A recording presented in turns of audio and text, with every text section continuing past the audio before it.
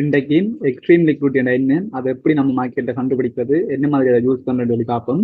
இப்போ இந்த மாதிரி மார்க்கெட் போய் கொண்டிருக்கும் போது நம்ம என்ன செய்வோம், இந்த இடத்துல இன்வெஸ்ட்மெண்ட் எடுத்த பிறகு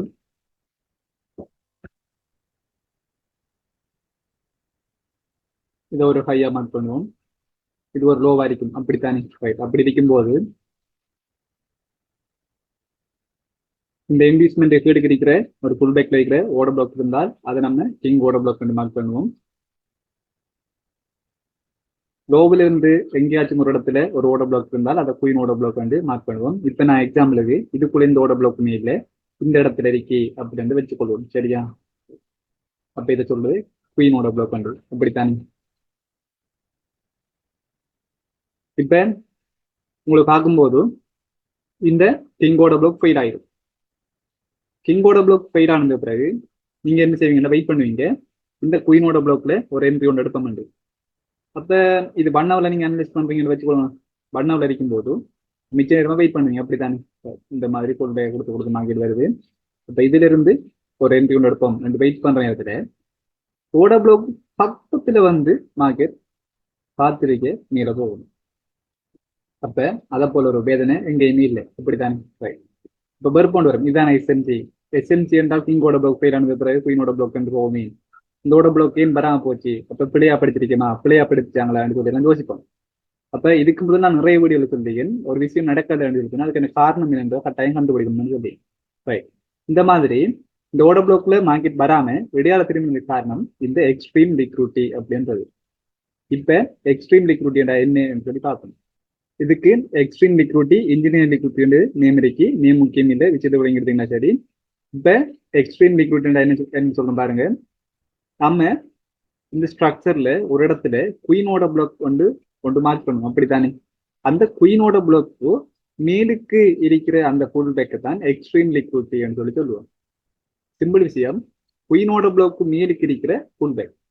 அப்ப நாம இந்த ஓட பிளாக்ல வெயிட் பண்ணுவோம், மார்க்கெட் என்ன செய்யுது, விடையாரு இந்த எக்ஸ்ட்ரீம் லிக்விடிட்டியை கலெக்ட் பண்ணிட்டு போகுது.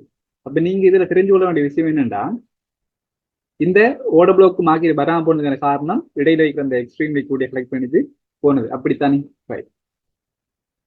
அடுத்தது எக்ஸ்ட்ரீம் லிக்விட் எங்க இருக்கும் அப்படின்னு சொல்லி சொன்னால், ஒரு மார்க்கெட் ஸ்ட்ரக்சர்ல அப் ட்ரெண்ட் இருந்தாலும் சரி டவுன் ட்ரெண்ட் இருந்தாலும் சரி, குயினோட பிளாக்கு மேலுக்கு இருக்கிற முதலாவது ஃபுல் பேக்ல இருக்கும். என்ன இது டவுன் ட்ரெண்ட் அடிக்கும் போது குயினோட பிளாக் மேல இருக்கும்.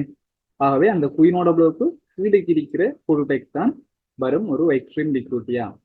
அப்ப நீங்க விளையும் கொள்ளுங்க, மார்க்கெட் இந்த கிங்கோட பிளாக் திரும்பவும், இந்த இன்டியூஸ்மெண்ட் எடுத்து திரும்பவும், பிறகு இந்த குயினோட பிளாக்ல இருந்து திரும்பவும் என்றுதான் இதுக்கு முதல் எந்த டைப்ல நம்ம பார்த்திருந்தோம். இது நீங்க அடுத்த எந்த டைப் எக்ஸ்ட்ரீம் லிக்விடிட்டி எடுத்து திரும்பும், இது எம்பி டைப் 2 3 எக்ஸ்ட்ரீம் லிக்விடிட்டி எடுத்து மார்க்கெட் செய்யும் திரும்பும். ரைட், அவ்வளவே தான். இப்ப இது மார்க்கெட்ல நடக்குமா, நடந்திருக்கா, என்ன மாதிரின்னு சொல்லி எக்ஸாம்பிள் வந்து பார்க்கணும்.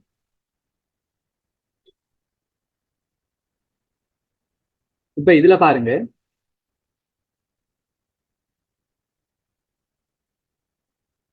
இந்த இடத்துல இன்வெஸ்ட்மெண்ட் ஒன்று எடுத்துக்கிறதுனால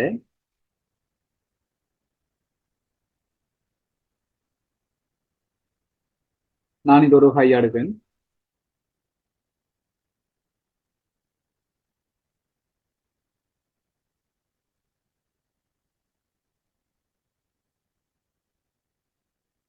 இந்த ஹை ஒன்று பிரேக் ஆகும்போது பிரேக் அவுட் ஸ்ட்ரக்சர், அப்படித்தானே? இதுக்கான ரூல்ஸ் எல்லாமே இருக்கு, முன்னுக்கு வீடியோ எல்லாமே இருக்கு, இதுக்கான ரூல்ஸ் எல்லாமே இருக்கு. டிரெக்டா நம்ம பிஓஎஸ் ஒன்று எடுக்கிறாரு, அதுக்கான ரூல்ஸ் எல்லாமே இருக்குன்னு முன்னுக்கு போட்ட வீடியோக்கள் நீங்க பார்க்கலாம், பார்த்து கிளியர் பண்ணிக்கொள்ளுங்க. அப்ப பிரேக் அவுட் வந்த பிறகு நான் இதை மேஜர் லோவா மார்க் பண்ணிக்கொள்றேன். அதுக்கப்புறமா இந்த இடத்துல இன்டியூஸ்மெண்ட் எடுத்துக்கிறதுனால மேலுக்கு நமக்கு ஒரு ஹை ஒன்று கிடைச்சிட்டு. இப்ப மார்க்கெட் என்ன செய்யணும், ஒன்று இன்டியூஸ்மெண்ட் எடுத்து போகணும், அல்லது கிங்கோட பிளாக்ல இருந்து போகணும், அல்லது குயினோட பிளாக்ல இருந்து போகணும், அல்லது எக்ஸ்ட்ரீம் லிக்விடிட்டி எடுத்து போகணும். அப்ப நீங்க இனிமேல் என்ன செய்யணும் என்று சொல்லி சொன்னால், மார்க்கெட்ல இன்டியூஸ்மெண்ட் எடுத்ததுக்கு பிறகு ஹையை மார்க் பண்ணிட்டு கிங்கோட பிளாக் முதலாவது மார்க் பண்ணுவீங்க. இன்டியூஸ்மெண்ட் எடுத்தது கீழே இருக்கிற ஃபுல் பேக்ல இருக்கிற முதலாவது ஓட பிளாக்கு நாம கிங்கோட பிளாக்கா மார்க் பண்ணுவோம்.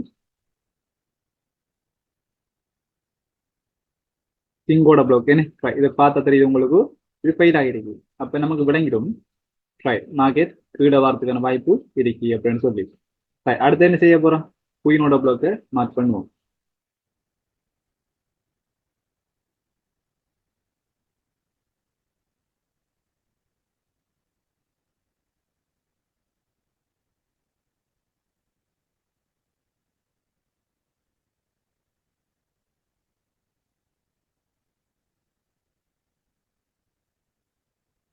குயினோட பிளாக் மார்க் பண்ணிட்டு என்ன செய்ய போறோம், அதுக்கு மேலுக்கு இருக்கிற எக்ஸ்ட்ரீம் லிக்விடிட்டியை மார்க் பண்ண போறோம்.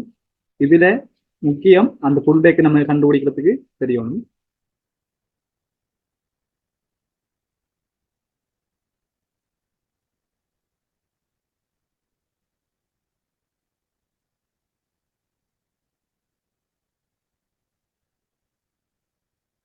இதுதான் எக்ஸ்ட்ரீம் லிக்விடிட்டி, அப்படித்தான். இது கிங்கோட பிளாக்,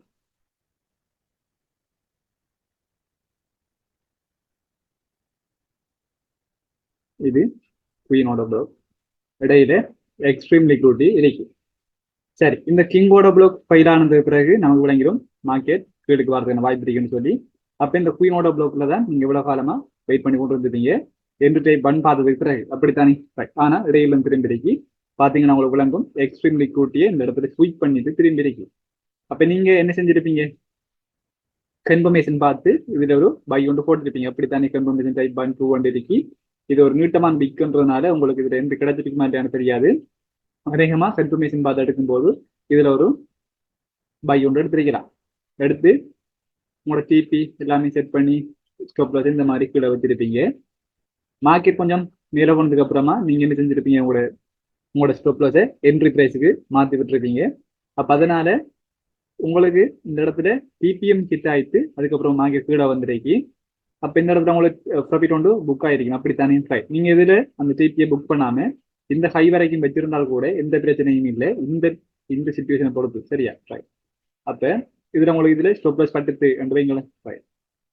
பட்டதுக்கு பிறகு நீங்க இதுல இன்னொரு விஷயத்தை கவனிக்கணும். இந்த எக்ஸ்ட்ரீம் லிக்விடிட்டி இந்த இடத்துல ஸ்வீப் பண்ணிருக்கீங்க. அப்படித்தானே.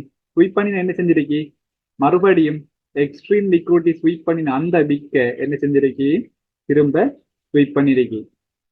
அப்ப இந்த இடத்துல பொடி க்ளோஸ் ஒன்று நடந்திருந்தால் நீங்க இந்த குயினோட பிளாக்ல இருந்து என்ட்ரிக்கு வெயிட் பண்ணிக்கணும்.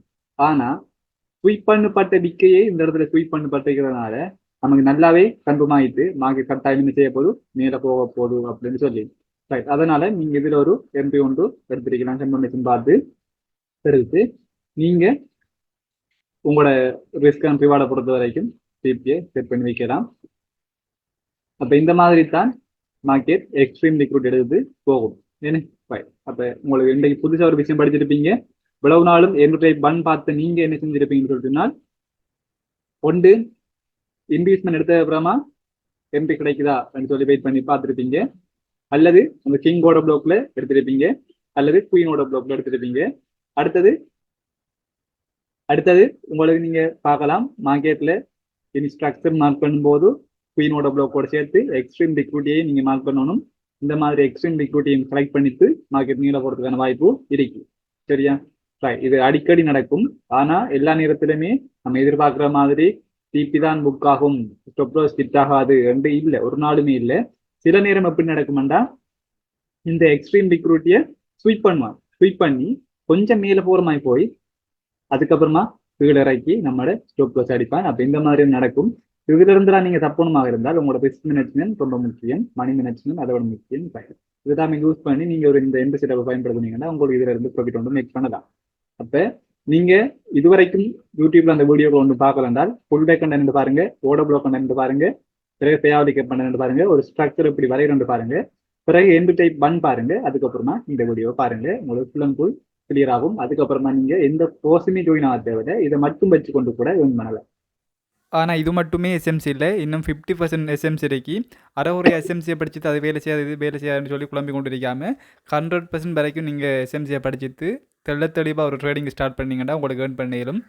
இண்டிகேட்டர் அது இது ஃப்ரீ கோர்ஸ் அப்படின்னு சொல்லி போய் உங்களை டைமை வேஸ்ட் பண்ணாமல் எஸ்எம்சி இருக்கட்டும், எலியட் வேவ் இருக்கட்டும், எஸ்கே சிஸ்டம் இருக்கட்டும், ஒரு கிளியரான ஸ்ட்ராட்டஜியை படிங்க, ஃபுல்லாக லேர்ன் பண்ணுங்கள், ப்ராக்டிஸ் பண்ணுங்கள், அதுக்கப்புறமா ஏர்ன் பண்ணுறதுக்கு ஸ்டார்ட் பண்ணுங்கள்.